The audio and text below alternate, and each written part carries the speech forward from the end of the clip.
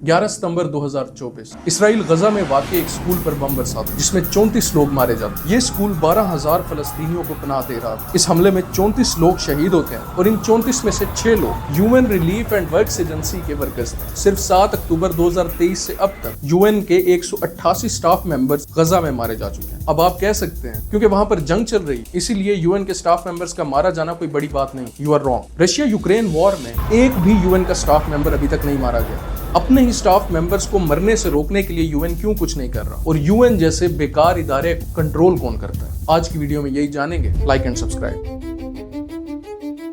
भुट्टो की ये यादगार वीडियो तो आपकी नजरों के सामने से गुजरी होगी जब पाकिस्तान अलहदा होने वाला था, या फिर इमरान खान की ये वीडियो जब उन्होंने इस्लामोफोबिया के खिलाफ अक़वाम मुत्तहिदा में तकरीर की।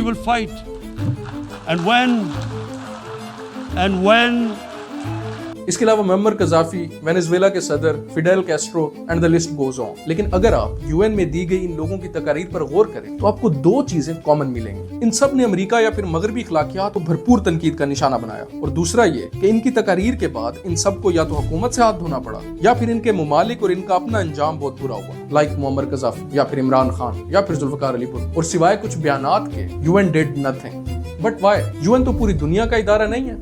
नहीं, यूएन की तारीख पर थोड़ी नजर डाल। वर्ल्ड वॉर 1 के बाद लीग ऑफ नेशंस के नाम से एक इदारा बनाया गया जिसका मकसद ये था कि मजीद जंगें ना हो। लेकिन एग्जैक्टली 20 साल बाद वर्ल्ड वॉर 2 हो गई, सो लीग ऑफ नेशंस बुरी तरह नाकाम हो गई। वर्ल्ड वॉर 2 में होने वाली तबाही ने यह साबित किया कि अगर कोई ताकतवर इदारा ना बनाया गया तो एक दफा फिर वर्ल्ड वॉर का खतरा बढ़ जाएगा। 1945 में अक़वाम मुत्तहिदा के नाम से एक और इदारा बनाया गया। इस इदारे के इख्तियारात और overall structure league of Nations से काफी बेहतर थे। इस इदारे के 6 उज़्व या ऑर्गन्स बनाए गए। अक़वाम मुत्तहिदा जनरल असेंबली, जहां सारी मेंबर स्टेट्स यानी वो रियासतें जो कि अक़वाम मुत्तहिदा की ज्यूरिसडिक्शन मानती हैं खुद को रिप्रेजेंट कर सकेंगी, और यही यूनाइटेड नेशन जनरल असेंबली है जहां पर 1945 से लेकर अब तक हमें हर साल वर्ल्ड लीडर्स के खिताबात सुनने को मिलते हैं। लेकिन सबसे अहम अगर कोई उज़्व है तो वो है यूएन की सिक्योरिटी काउंसिल, और यही वो उज़्व है जो कि पूरी दुनिया में जंगे होने से रोक सके। आज पूरी दुनिया में जो हमें जंगे नजर आ रही हैं, अगर सिक्योरिटी काउंसिल बर वक्त इकदामात करती तो हमें ये सूरत हाल ना देखनी पड़ती। लेकिन सिक्योरिटी काउंसिल आखिर जंगे क्यों नहीं रोकती?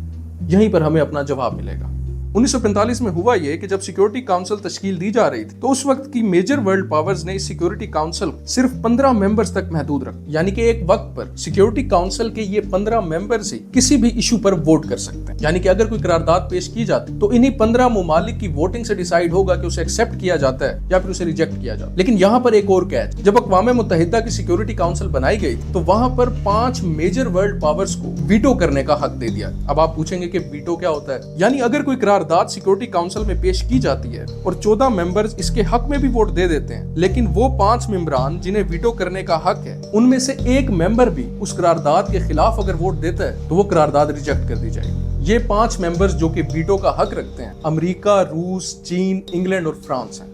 इन मुल्कों की वीटो पावर को एक मिसाल के जरिए समझते हैं। मसला कश्मीर पर सैकड़ों करारदादें पेश की जा चुकी, लेकिन इंडिया और रूस जो कि एलाइज हैं, आज तक हर बार रूस इस मामले पर वीटो कर देता है, और क्योंकि वीटो करने से वो करारदाद रिजेक्ट हो जाएगी तो ये मसला वैसे का वैसे ही रहता। सिर्फ कश्मीर नहीं, फलस्तीन के मसले पर जब इसराइल के खिलाफ कोई करारदाद पेश की जाती है तो अमेरिका वीटो कर देता है और वो करारदाद भी रिजेक्ट कर दी जाती है।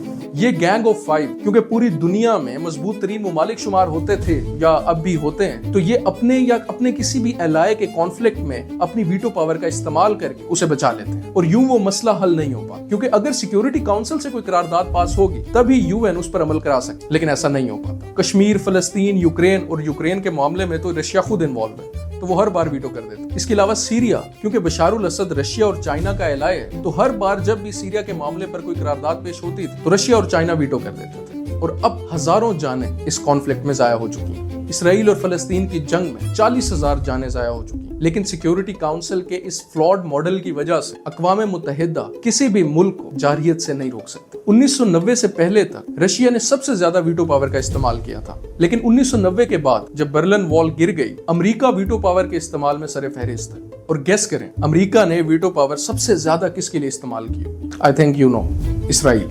आज तक 85 दफा अमेरिका अपनी वीटो पावर का इस्तेमाल कर चुका है, और उन 85 इंस्टेंसेस में 47 दफा अमेरिका ने इसराइल के लिए अपनी वीटो पावर का इस्तेमाल किया। पूरी दुनिया के सामने अमेरिका ये कहता है कि अमेरिका 2 रियासती हल का हामी है, लेकिन अक़वाम मुत्तहिदा में जब इस मामले पर करारदादें पेश की जाती हैं تو علیحدہ ریاست کے قیام کے خلاف بھی امریکہ ویٹو کر چکا ہے. اس کے علاوہ فلسطینیوں کی گھر واپسی پر بھی ویٹو کر چکا ہے. سو یہ سوال بالکل ویلڈ ہے کہ ایسے ادارے کا فائدہ ہی کیا کہ جب بھی جنگ روکنے کی باری آتی ہے یا امن قائم کرنے کی باری آتی ہے تو یہ ادارہ مکمل طور پر ناکام ہو جاتا ہے. مثلا روانڈن جینوسائیڈ، جہاں پر صورتحال بھانپنے میں سیکیورٹی کاؤنسل کے ممبرز ناکام رہے اور UN پیس کیپنگ مشن کے وہاں پہنچنے تک ہزاروں لوگ جان کی بازی ہار چکے تھے. سو جب ایک ادارہ اپنے بیسک مقاصد حاصل کرنے میں مکمل طور پر ناکام ہو چکا ہے تو اسے قائم رکھنے کا فائدہ کیا؟ لیکن یہ بھی سچ ہے کہ اس کے علاوہ ہمارے پاس آپشن ہی کیا ہے. اللہ حافظ.